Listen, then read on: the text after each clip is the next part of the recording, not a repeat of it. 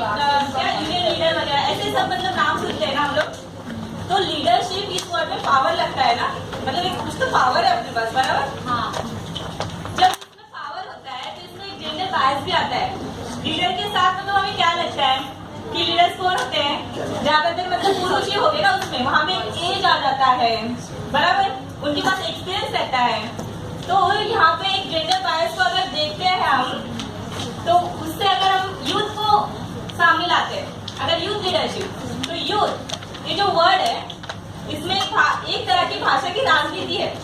वो कैसे है, तो कोई बोलेगा, अगर मैं बोलूंगी यूथ तो क्या है, मतलब यूथ बोलते हुए आपके दिमाग में पहला क्या आएगा वर्ड, क्या आएगा, यंगर जनरेशन या फिर बॉयज की यूथ लीडरशिप होती है, ऐसा ही हमें लगता है ना। मतलब वहाँ पे तो लड़कियों को स्पेस है ही नहीं, अगर है भी तो क्या होता है, अगर यूथ लीडरशिप में लड़कियां हैं तो ज्यादातर मतलब मैंने तो यही देखा है कि लड़कियों की लीडरशिप है तो पर्टिकुलरली क्या होता है, मतलब काफी जगह पे कि नहीं वो यूथ लीडरशिप नहीं है, वो क्या है, गर्ल लीडरशिप है। कभी हम ये सोचते हैं क्या कि बॉयज की लीडरशिप होती है तो हम ऐसे बोलते हैं बॉयज लीडरशिप है, बोलते हैं ऐसा, शायद से नहीं बोलते, मैं भी नहीं बोलती हूँ ना, मैं भी ये बोलती हूँ कि यूथ लीडरशिप है।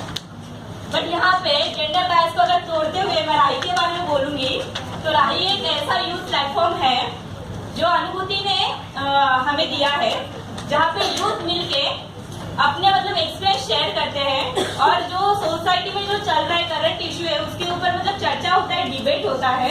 और वहाँ पे अगर सोचा जाए कि मतलब लीडरशिप कैसे ग्रोथ होती है हमारी, तो अगर हम घर से 2 कदम बाहर आते हैं और 2 कदम बाहर आके हम लोग मतलब 10 लोगों के सामने अपने इशू रखते हैं या फिर अपने पर्सनल प्रॉब्लम जब शेयर करते हैं, तो हमें पता चलता है हमारे जो पर्सनल प्रॉब्लम है वो पर्सनल नहीं होते, वो पॉलिटिकल बन जाते हैं। वैसे व्यू से हमें देखना पड़ता है, क्योंकि अगर हम बोलते हैं कि एक का प्रॉब्लम है तो पर्सनल है, बट वही प्रॉब्लम से 10 लोगों का है, दैट मीन्स वो सोशल हो गया, पॉलिटिकल हो गया, बराबर है ना। हाँ, तो राही एक ऐसा ग्रुप है जो अनुभूति ने फॉर्म किया है। अनुभूति का मानना ये है, तो खुद को डेमोक्रेटिक मानते हैं, तो इसीलिए उन्होंने राही को एक अलग से आइडेंटिटी दी है, जो उनका मतलब यूथ नेटवर्क था, राही का यूथ नेटवर्क था, यूथ लीडरशिप का एक ग्रुप था, उसे कोई नाम वाम नहीं था, जस्ट राही का यूथ नेटवर्क ऐसे बोला जाता था। बट ये हुआ कि उन्हें मतलब फील हुआ कि इनके ऊपर मतलब संस्था का कंट्रोल नहीं आना चाहिए, अगर कंट्रोल आएगा तो शायद से डिसीजन मेकिंग पावर उनके पास नहीं होगा, या फिर हो सकता है कि कंट्रोल में आ जाएगा, लिमिटेशंस हो गए कुछ, तो इसलिए राही को एक अलग से आइडेंटिटी दी है। जैसे अपने भारत का संविधान बना गया है, मतलब डेमोक्रेटिक पद्धति से बना है ना, तो वैसे ही राही का भी संविधान बना है। राही का यहाँ तक कि नाम, उसके कोड ऑफ कंडक्ट, प्रिंसिपल सब अपने डेमोक्रेटिक पद्धति से बने हैं। आगे का मेरी फ्रेंड एक्सप्लेन करेगी। Thank you. Hi friends, good afternoon. मेरा नाम है योगिनी और मैं राही की यूथ मेंबर हूँ और लीडर भी हूँ। अभी मैं हमारा जो राही का कैंपेन है उसका नाम, वो कैंपेन का नाम है संविधान वर्ग। संविधान में जो मूल्य है वो हम लोग तो साकार करते हैं। क्या किसी को पता है संविधान की मूल्य क्या है? कोई बताएगा मुझे, 1 या 2 मूल्य जो भी है? इसने बताया, जैसे कि 6 मूल्य है, समता, बंधुता, एकता, न्याय, गरिमा और अभिव्यक्ति। ये संविधान में लिखे हुए मूल्य, पर ये मूल्यों को हम लोग साकार ना करते हुए जो कॉलेज के यूथ है, कंपनी में काम करने वाले गर्ल्स बॉयज है, या घर में भी मम्मी डैडी है, तो वो लोग ये सब मूल्यों को साकार नहीं करते। बहुत बार ऐसा देखा गया है कि संविधान में लिखे हुए मूल्यों को साकार करने के बदले जो बाहरी समाज में चलता है वो उस चीज को हम लोग अपनी आदत बना लेते हैं। जैसे कि मतभेद है, धर्म का हम लोग धर्म से भी एक दूसरे को भेदभाव करते हैं। लिंग भेद, सबसे मोस्ट इम्पोर्टेंट लिंग भेद है। वापस अगर मैं इसे मराठी में बात करती हूँ तो लोग मुझे कहते हैं हाँ ये महाराष्ट्रीयन है तो इसे महाराष्ट्रीयन में बात करती हूँ, अगर कन्नड़ी में बात करती हूँ तो कन्नड़ी इसलिए कन्नड़ी में बात। ऐसे अदर लैंग्वेज से हम लोग को बोला जाता है। तो इधर क्या दिखाई देता है, भाषा भेदभाव दिखाई देता है। तो हम लोग ये सबको अपनी आदत ना बनाते हुए जो संविधान में मूल्य लिखे है उसको अपने हम साकार करेंगे, तो इससे हमारे बीच, इंसान के बीच में जो होने वाला संपर्क है वो अच्छी तरीके से कम्युनिकेशन बन सकता है। अगर हम लोग ये मूल्यों को साकार नहीं करेंगे तो एक दूसरे में झगड़ा होना, मारपीट होना, ये सब हो सकता है।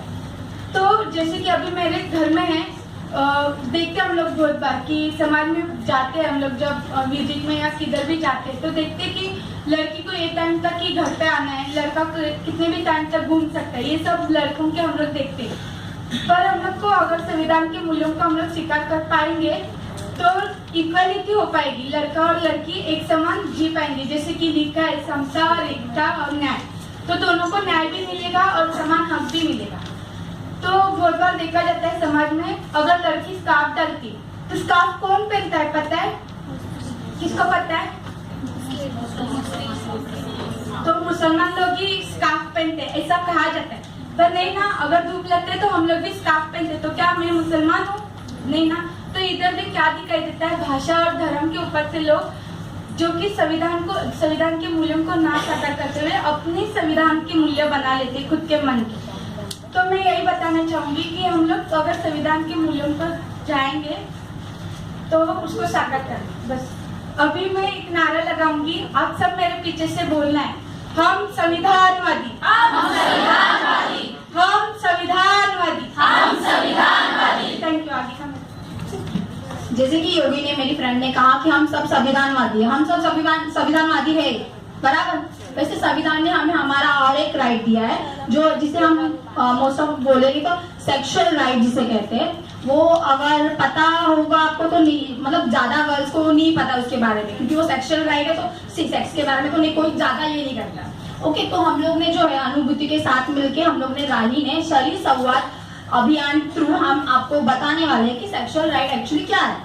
तो उसमें जो है मतलब भारत के संविधान में हमें ये लिखित रूप से दिया गया नहीं है, पर समता, गंभीरता, अभिव्यक्तिता, इसके थ्रू हमें वो मिलता है। क्या हमें वो मिलता है? मुझे तो नहीं लगता, वो सिर्फ पुरुषों को मिलता है। अच्छा, मैं ऐसे नहीं बोल रही हूँ कि पुरुषों को मिलता है, लेकिन एग्जैक्टली ये पुरुषों के लिए है।